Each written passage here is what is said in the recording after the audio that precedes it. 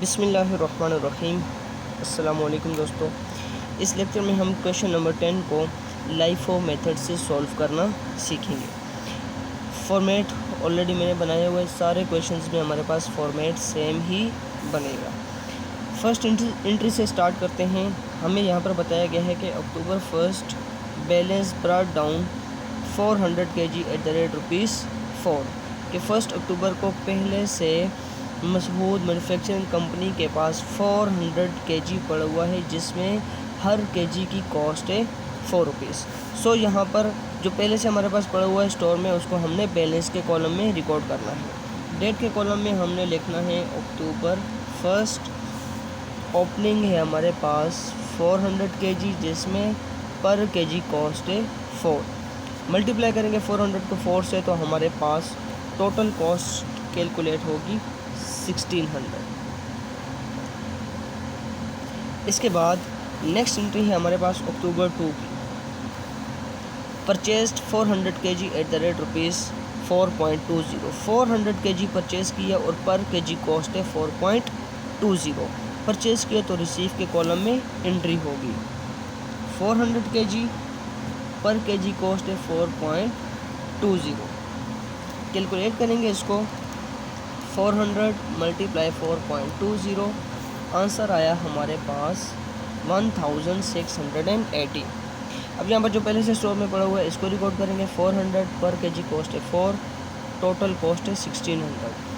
जो अभी परचेज़ किया 400, इसको रिकॉर्ड करेंगे। पर kg कॉस्ट है 4.20 और टोटल कॉस्ट है 1680। इसके बाद नेक्स्ट एंट्री है हमारे पास अक्टूबर 7 की। इशूड 300 kg, 300 kg इशू किया। मेथड हम फॉलो कर रहे हैं LIFO, last in first out. जो लास्ट को इन किया उसको पहले आउट करना है। तो लास्ट इन दोनों में से 400 है जो अक्टूबर 2 को परचेज़ किया, इसमें से हमने 300 इशू करना है। 300, अब देखें इसकी पर kg कॉस्ट है 4.20, तो 4.20 हमारे पास यहाँ पर आ जाएगा पर kg कॉस्ट के कॉलम में।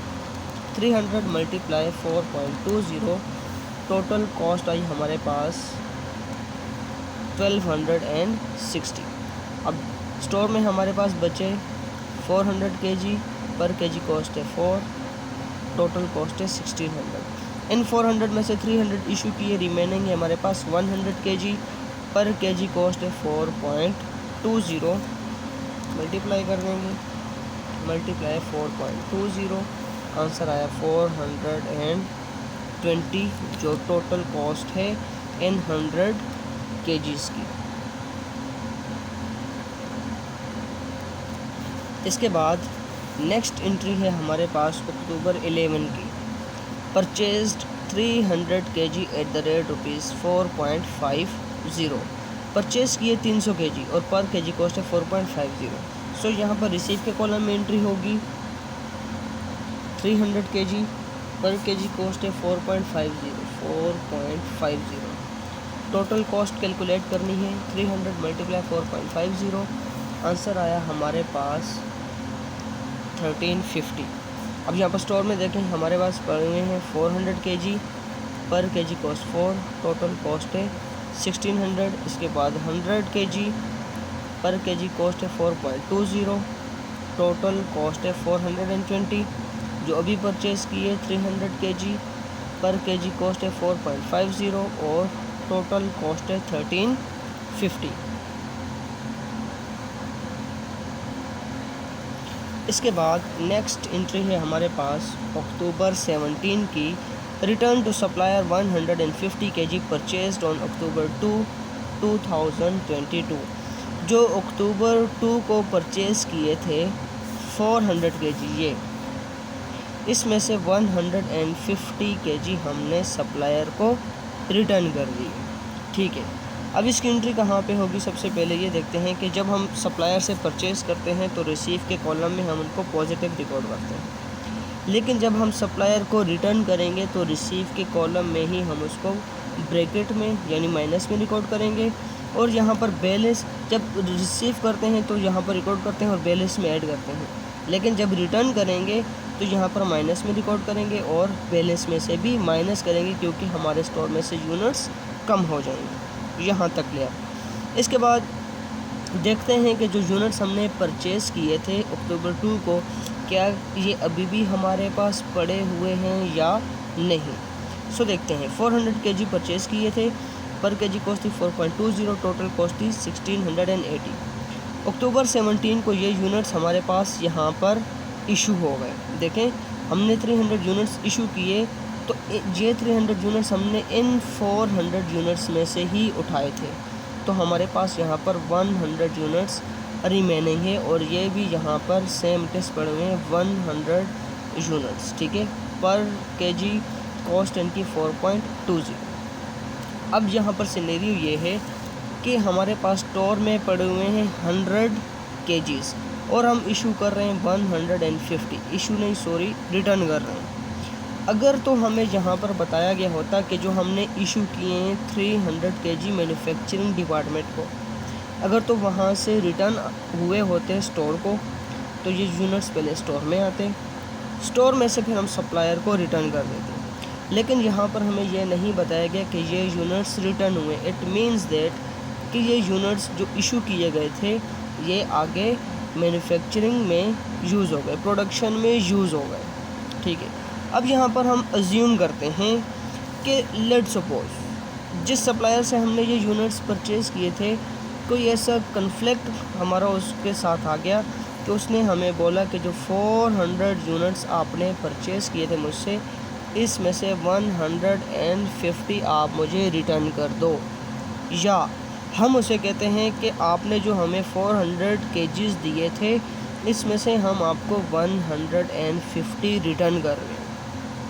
ठीक है, अब कैसे रिटर्न करेंगे? ये तो हमने इशू कर दिए, इसमें से 300 वो तो हमारे पास है ही नहीं, वो तो यूज़ हो गए।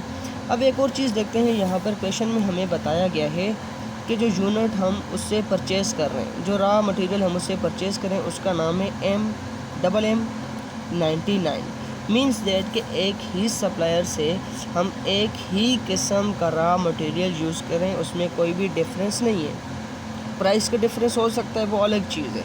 इसके बावजूद जो रॉ मटेरियल परचेज़ कर रहे हैं वो उसमें कोई भी डिफरेंस नहीं है। मतलब अगर मैं आज उससे रॉ मटेरियल परचेज़ करता हूँ 10, फिर कल मैं उससे परचेज़ करता हूँ 20, फिर दूसरे दिन उससे मैं परचेज़ करता हूँ 30, तो अगर मैं उसके पास जाऊँ और उसे कहूँ कि ये 5 यूनिट्स आप मुझसे रिटर्न ले लो, तो वो डिफ्रेंशिएट नहीं कर पाएगा कि ये पहले दिन वाले हैं, दूसरे दिन वाले हैं या तीसरे दिन वाले हैं, क्योंकि रॉ मटेरियल सेम ही है, उसकी क्वालिटी सेम ही है, प्राइस का डिफरेंस है। अब आते हैं दोबारा अपने सिनेरियो पर कि उसे हमने कहा कि 150 आपको रिटर्न करने हैं। अब उसको रिटर्न करने हैं 150, और जो अक्टूबर 2 को परचेज़ किए थे 400, इसमें से हमारे पास पड़े हुए हैं 100, तो ये 100 तो हम टोटली उसको रिटर्न कर देंगे। अब रिटर्न करेंगे 100, ये 4.20 और टोटल कॉस्ट आएगी 420। हमने रिटर्न किए 100, हालांकि हमने रिटर्न करने हैं 150। सो इट मीन्स दैट कि जो हमारे पास स्टोर में यूनिट्स पड़े हुए हैं, अब हम इनमें से उसको रिटर्न करेंगे। ठीक है, जो यूनिट्स हमारे पास यहाँ पर पड़े हुए हैं 400 और इसकी पर केजी कॉस्ट है 4। अब हम इसमें से 50 लेंगे। अब क्वेश्चन ये है कि इसमें से क्यों लेंगे, क्योंकि यूनिट्स तो सेम ही है, चाहे ये वाले लें या चाहे ये वाले लें, उसको हमने यूनिट रिटर्न करने हैं 150। सो फर्स्ट सॉरी यहाँ पर कन्फ्यूजन हो गई थोड़ी। लाइफो का मेथड है, हमारा मिस्टेक हो गई, सॉरी। लाइफो का मेथड है लास्ट इन फर्स्ट आउट, तो लास्ट इन हमारे पास है ये यहाँ पर ये 300, तो ये इन 300 में से अब हमने 50 रिटर्न करने हैं।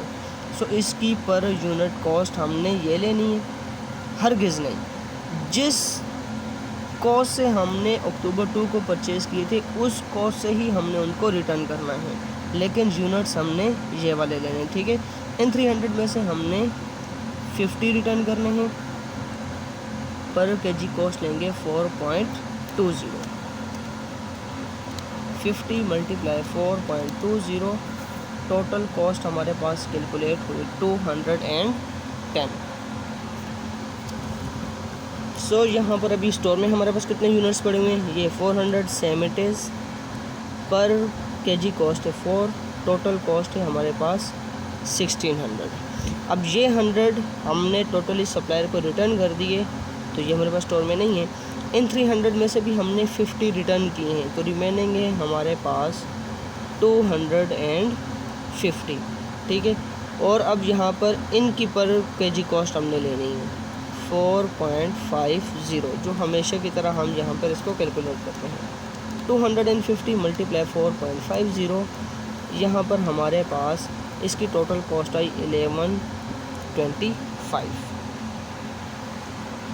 इसके बाद नेक्स्ट एंट्री है हमारे पास अक्टूबर 23 की, इशूड 400 kg, 400 kg इशू किया। मेथड हम फॉलो कर रहे हैं LIFO, last in first out. Last in हमारे पास 250 टोटली इशू हो जाएंगे 4.50, टोटल कॉस्ट है 1125। इशू करने थे हमने 400 kg, इशू किए 250, रिमेनिंग है हमारे 150। सो 150 हमने इन 400 kgs में से लेना है 150, पर केजी कॉस्ट है 4, मल्टीप्लाई करेंगे टोटल कॉस्ट आएगी हमारी 600, ठीक है। अब यहाँ पर स्टोर में हमारे पास कितने यूनिट्स पड़े हुए हैं, इन 400 में से 150 इशू किए, तो रिमेनिंग है हमारे 250, पर केजी कॉस्ट है 4। आंसर आएगा 1000 मल्टीप्लाई 4, 1000, और ये 250 हमने टोटली इशू कर दिए हैं, ठीक है, यहाँ पर। सो स्टोर में हमारे पास सिर्फ 250 kg ही पड़े हुए हैं, जिनकी टोटल कॉस्ट है 1000। इसके बाद नेक्स्ट एंट्री हमारे पास अक्टूबर 25 की, return to store room 100 kg। अब देखें, स्टोर रूम को रिटर्न हुए मैन्युफैक्चरिंग डिपार्टमेंट से। जब इशू करते हैं तो यहाँ पर हम पॉजिटिव से रिकॉर्ड करते हैं, जब स्टोर रूम को रिटर्न होते हैं तो यहाँ पर इशू के कॉलम में हमने उनको माइनस में रिकॉर्ड करना है। और यहाँ पर हम ये कंसिडर करते हैं कि जो लास्ट टाइम इशू किए हैं उसमें से ही रिटर्न हुए हैं। सो ये 150 लास्ट टाइम इशू हुए, इनमें से हमने रिटर्न करने हैं। सो रिटर्न है 100 kg, 100 पर केजी कॉस्ट आएगी हमारी 4, और टोटल कॉस्ट आएगी 400, ठीक है। अब यहाँ पर देखें, रिटर्न हुए तो हमारे पास स्टोर रूम में आए, स्टोर रूम में आएंगे तो बैलेंस में रिकॉर्ड होंगे। हमेशा याद रखें कि लाइफ ऑफ के मेथड में जब स्टोर रूम को रिटर्न होंगे तो उनको हमने हमेशा एंड में रिकॉर्ड करना है। जैसे पहले हमारे पास पड़े हुए 250, पर केजी कॉस्ट है 4, टोटल कॉस्ट है 1000। इसके बाद ये 100 रिटर्न हुए, इनकी पर केजी कॉस्ट है 4, और टोटल कॉस्ट है 400। लास्ट एंट्री है हमारे पास अक्टूबर 31 की, इशूड 150 kg, 150 kg इशू किया। अब last in first out, last in हमारे पास ये 100 हैं जो रिटर्न हुए, इनके टोटल इशू हो जाएंगे 100, पर केजी कॉस्ट है 4, टोटल कॉस्ट हुई 400, ठीक है। 150 इशू करने हैं, इशू किए हमने 100, रिमेनिंग है 50, ये 50 हमने इन 250 में से इशू करने हैं, पर केजी कॉस्ट है 4, टोटल कॉस्ट होगी हमारे पास 200, ठीक है। अब यहाँ पर रिमेनिंग है हमारे पास 200 kgs, पर केजी कॉस्ट है 4, टोटल कॉस्ट होगी हमारे पास 800। सो यहाँ पर हमारे पास एंडिंग इन्वेंट्री कॉस्ट कैलकुलेट हुई 800, cost of material used calculate करते हैं इशूड के कॉलम से 1260 प्लस 1125 प्लस 600, जो ब्रैकेट में ही हमने उसको माइनस कर देना है, -400 प्लस 400 प्लस 200। आंसर आया हमारे पास 3185। ये हमारे पास कॉस्ट ऑफ मटेरियल यूज्ड है, और 800 हमारा एंडिंग इन्वेंट्री है जब हमने क्वेश्चन को लाइफो मेथड से सॉल्व किया। आई होप कि क्वेश्चन आपको अच्छी तरह समझ आ गया होगा। Thanks for watching.